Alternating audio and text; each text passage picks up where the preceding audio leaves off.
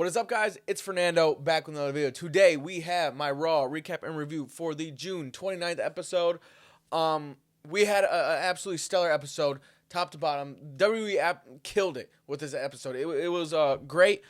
We got answers out the ass. We got answers everywhere. We had great matches, great segments, great promos, back and forth. This episode knocked out of the park. I am so glad.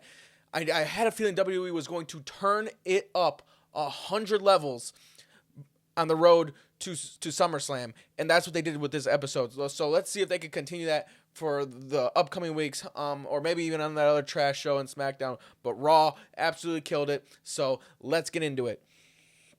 First, we start off with a Obafemi segment. He comes to the ring. He announces that he has a decision to make, and he's immediately pretty much interrupted by none other than Brock Lesnar. Brock Lesnar comes to the ring, and Brock Lesnar, with Paul Heyman by his side, ends up cutting a promo and basically saying, Obafemi called him names behind his back, called him a bitch, said all these things, and he even had a slight thing of him saying that he doesn't cut promos. That's why he has Paul Heyman. I thought that was cool for Brock to admit that, and then he says, "Talk shit, get hit," and low blows Obafemi, kicks him right in the dick, and hits him with an F5 and gets up out of there. So that wasn't it. We go through that. Oba gets back up and challenges Brock Lesnar to a match at SummerSlam, which Brock Lesnar responds. He's going to one-up Oba, and boom, he says, Brock Lesnar, Obafemi, Minneapolis, SummerSlam, Hell in a Cell. This blew my mind. I did not expect WWE to just come out fucking with a bazooka and hit us with this shot here, this bomb of Obafemi versus Brock Lesnar in Hell in a Cell. Yeah, it was great. Obviously everyone knows the story. 1-1. They're going for the third match. The thing is, Oba won the King of the Ring, and even the commentary hinted at Oba is going to forego his title match. And initially I thought, oh yeah, he's gonna double work SummerSlam. He's going to main event both nights. We got crazier shit later on in the night. So now it is official. We have Obafemi versus Brock Lesnar at SummerSlam. I am so glad that they did this. I don't give a damn that they did the King of the Ring for no reason, that he's not going to get his title shot. Because guess what? He's going to get his title shot regardless whenever the hell he wants. He's that big of a star. Waste the fucking King of the Ring. I could care less about King of the Ring. Who cares? Nobody cares. He will be able to get a title shot whenever. So pull the trigger now, have him do this, and potentially retire Brock Lesnar for good. Put him out of his misery and get Brock Lesnar the fuck out of WWE. Great call. And then putting it in Hell in a Cell. The only concern I have is it's not going to be long enough. Please, WWE, let them go at least 15 minutes and just have an all-out war inside there. And Obafemi will come out standing on top. Great call by WWE. Blew my mind that they put this in a Hell in a Cell, because these two do not need Hell in a Cell. They could do this in a normal match, but they put it in a Hell in a Cell anyway. So triple thumbs up. Obafemi's a star. This is just great news. Then we get a match between Rey Mysterio and Ethan Page. A good match. Nothing too crazy, but a good, solid match. We've had this feud between the mid-carders for a while, and Rey Mysterio wants to get back for Dragon Lee. So he takes on Ethan Page here. It was a nice fun match. There was a nasty spot where Ethan does like a sidewalk slam onto the top turnbuckle on the rope. Funniest part before the match, Rey Mysterio throws his shirt right at Ethan Page's face, and then Ethan Page catches it and wipes it all over his crotch. That was good.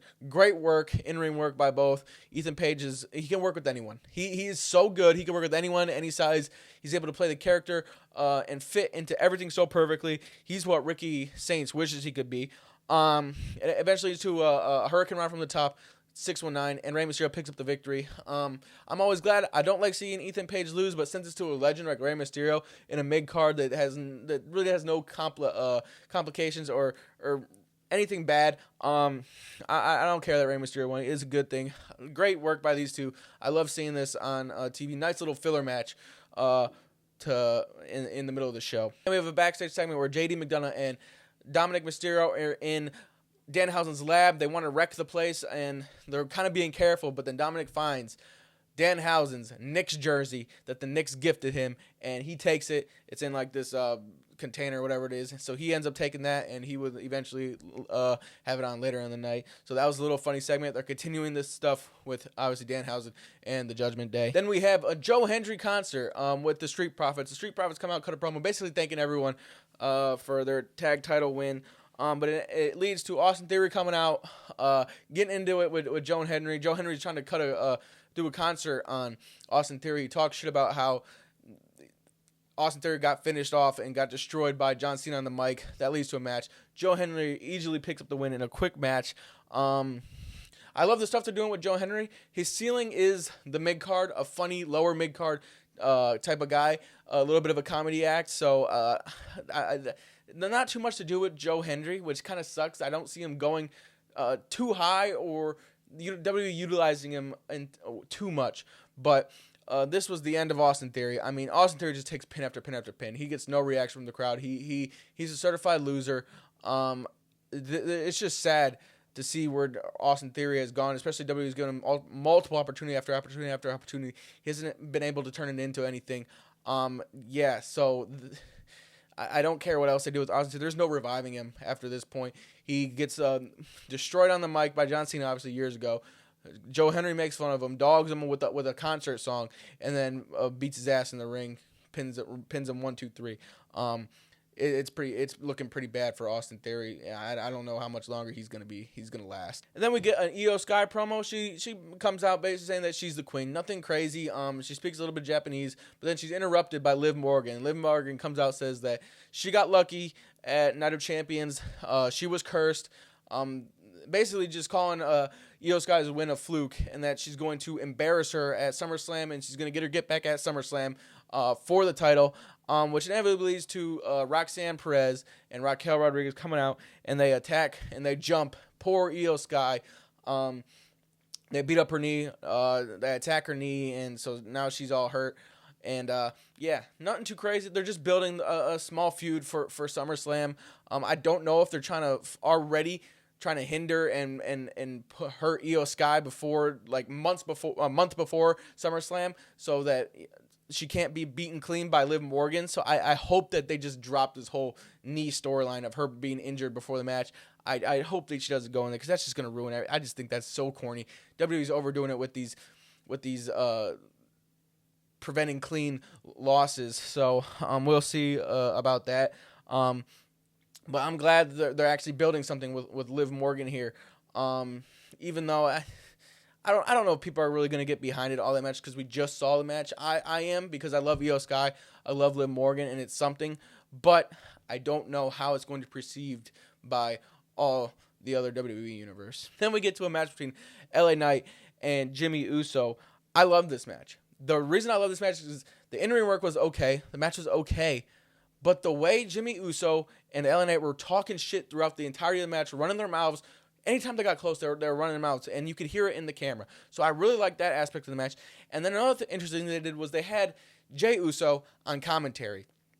Now this provided him to talk shit to LA Knight, progress the story in commentary, show his side of what he thinks, and inevitably it leads to LA Knight hitting Jey Uso, and Jey Uso distracting LA Knight, and Jimmy Uso gets the roll up, and then we have the Usos start to beat up LA Knight after the match, because LA Knight tries to take them out, and then we have Solo Sikoa, Samoan Spike, Jimmy Uso while he's on the rope, and then we have a BFT to Jey Uso, and LA Knight stands tall, and Solo takes off in the crowd. The match was good. Again, like I said, I liked the talking crap aspect throughout the entirety of the match, and we have another hit by Solo Sikoa. This it isn't too crazy, like it's nothing out of the ordinary, but it's just cool. I like the whole dynamic of LA Knight. Can LA Knight trust Solo Sikoa, and Solo Sikoa continuously helping LA Knight take out the Usos, and then we have like a little mercenary of Solo Sikoa running around taking out the Bloodline, and with the MFTs separating from Solo Sikoa, it makes his character they were holding him down a bunch, but now he's able to flourish being by himself, being solo, just going and attacking the Bloodline and mixing things up ever so slightly. Because like I've said, I'm not a fan of the Bloodline stuff, especially with LA Knight being stuck in the Bloodline vortex and them not being able to do anything with LA Knight. But now since he has a little bit of a story with Solo Sikoa helping him out, and he doesn't know what to trust, and he's going to be too hard-headed to receive any help. Real interesting. I want to see where it goes, how it ends. Then we get a Lyra Valkyria vignette. She basically just looking psycho, blaming Bayley for the loss, saying that she's been holding her back and that she wanted to raise Bayley to new heights. Yeah, nothing crazy. She looked wicked. She looked like a psychopath, like I just said. So we'll see if they continue this. This seems like something WWE's going to just fumble and just forget about, and nothing's ever going to happen. Then we get a number one contenders match for the Women's Intercontinental Championship between Raquel Rodriguez and Maxine Dupree. The match was short. Raquel Rodriguez ends up with the Tejana Bomb, wins the match. I like this. I mean, the match, it wasn't stellar. It wasn't nothing crazy, but it was a match for the sake of a match. Sometimes we just need that. And WWE hasn't been good at putting storytelling together. And for once, like, it makes no sense. These two have no connection. They're not related at all. But you know what? Throw two people in the ring. Throw the number one contender title on the match. And have a winner. And that's how we solve the issue of building storylines and building matches and building feuds for mid-card titles. Is you have to have people fighting for the number one contendership, and then they go on to face the champion. And that's what we have here. They've hinted at it for weeks with Liv Morgan telling Raquel to go after the title. So again, the match wasn't nothing special, but we're going to get that between Raquel Rodriguez and Sol Ruca later down the line. And then we have the best match of the night. We have Chad Gable versus JD McDonough. This match was chaos. As soon as I seen this, again, they have no ties to each other, but you see JD McDonough, you see Chad Gable, two of the best in-ring workers, and you just let them go. There was Spanish flies left and right, suplexes. It was hard-hitting. There was this nasty Spanish fly where JD McDonough lands on Chad Gable. They go back and forth, and eventually Dominic Mysterio tries to distract Chad Gable, and that leads to Danhausen coming out and putting a briefcase ringside with the money, supposedly. Dom goes and chases Danhausen off. Chad Gable's able to pick up the victory with an ankle lock, and then Dominic Mysterio and JD McDonough go receive the money. They open it and they get blown in the face with some powder. And Danhausen is able to take the jersey back that Dominic stole from him. Great funny segment. I absolutely loved it. And then Danhausen's running up the ramp, and Raquel Rodriguez attacks Danhausen, takes the jersey back and gives it back to Dom. This is comedy. I love this. Like, Dominic Mysterio is able to play the role of a comedy character. So is JD McDonough. And all in the meanwhile, you tied in with getting Chad Gable wrestling on the card with a great in-ring worker like JD McDonough. Hopefully they can do something of substance with Chad Gable. That's what I hope. I hope they just don't throw him on to Raw every week just for a match. Please do something with Chad Gable. But like I said, I'm glad that he's wrestling, and I'm glad that he's getting a crowd interaction. The whole crowd is doing his little thing. The Minneapolis Minnesotians do. I don't know what you call them. They're chanting Gable with his song. He's really interactive, and he does great in-ring work. WWE, do not fumble this. And obviously, continue the whole saga of the Judgment Day versus Danhausen. It's great. Liv getting cursed. Them getting blown up in the face. Them stealing the money. And Danhausen's lab got absolutely trashed by JD and Dominic Mysterio. They destroyed everything. They spray painted everything. It was just a mess. Great entertainment. Yeah, another thumbs up. I loved it. Then finally, we get to the Roman Reigns segment. He comes out, does his normal basic shit, and boom, immediately interrupted, burn it down. Seth Rollins comes out to interrupt Roman Reigns, and Seth Rollins goes and cuts a promo and a half on Roman Reigns. He basically comes out and he says he wants a title shot. Just like I said, he wants that title shot for the title that he never lost. And he goes in and Roman Reigns says, no, you don't deserve a title shot. And Seth Rollins goes off. He says that everything that Roman Reigns has accomplished is because of Seth Rollins, and that Seth Rollins owns Roman Reigns. He goes by all the things that he put a steel chair in his back. He owned him there during his whole 4-year run. There's one person that Roman Reigns couldn't beat, that he lost to. That was Seth Rollins. He beat him at WrestleMania 41. He beat him constantly. And that he said, there's one dude that you haven't beaten, and that's me. And that's Seth fucking Rollins. Seth fucking Rollins, yeah. I'm in love with this idea. This was brilliant. And being a Seth Rollins fan, Seth Rollins is fucking 100 levels above Roman Reigns in every single aspect of professional wrestling. He can cut promos. He's better in ring work. He can change his character. And Roman Reigns, and it shows every single time that Roman has to cut a promo, one-on-one, face-to-face. Punk buried him. Seth Rollins buried him tonight. It is a no contest every single time. Every single time. And the fact of the matter is, like Seth Rollins said, he's owned him his whole career. The whole career, whenever those two have been in the same atmosphere, in the same realm, Seth Rollins has always gone over Roman Reigns, and that eats Roman Reigns alive. And Seth told him, I owe it to you, and he's going to give him the chance. He's going to give Roman the chance to beat Seth Rollins at Summerslam. So that basically took away the idea of Oba double main eventing both nights. But obviously it's okay because we have Roman Reigns versus Seth Rollins, and Roman Reigns accepted, so it's confirmed for SummerSlam. Great, genius play by WWE.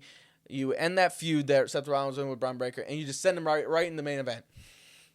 As I predicted, it was great. It was fantastic. They have so much history, these two, Roman Reigns and Seth Rollins, that you absolutely have to capitalize on it. And Seth even pointed that out. They are at the latter ends of their career. They're older. And he pointed out these young guns are coming for their necks. These young guns are coming for them. We don't have much time to have Roman Reigns versus Seth Rollins or versus these older wrestlers. We don't have much time of this left. And he's basically trying to convince Roman Reigns, give me that title shot, and it worked. So the whole fact that Seth was trying to convince him to give him the title shot says that he's going to give him the opportunity to beat him. These two are a little bit older in their career. They don't know how much time they have left to continue this feud, to brother their blood, and they don't have not much more time to fight. It was great. I loved it. Great way to end the show. When Seth's music hit, I fucking lost my mind. I wanted this so bad. I don't think he's gonna win. I don't think he's gonna win. I really don't think Seth Rollins is gonna win at SummerSlam. But, anyways, I'm glad to see their match. I'm glad that people of this era in 2026 are going to be able to see the difference in Seth Rollins and Roman Reigns. I want people to see the levels that Seth Rollins is better than Roman Reigns. I cannot wait for this month build. Maybe, I don't know. Yeah, month build or maybe, a month build. And I want people to just see that Seth Rollins is the best. He is the best that WWE has to offer. Roman Reigns is overrated, and I hope Seth Rollins takes this whole feud and does it to him again. I hope he embarrasses Roman Reigns again. I cannot wait. WWE, thank you for this episode. From the Hell in a Cell between Oba and Brock, the Seth Rollins, all the mid-level matches. It was great. It was great. Fantastic. I am so glad. So I'm going to go watch the World Cup game. I'm going to go watch Love Island. I'm going to go enjoy the rest of my night because this episode started at 6, so I'm able to edit it and get back to chilling. So thanks for watching. Have a good one.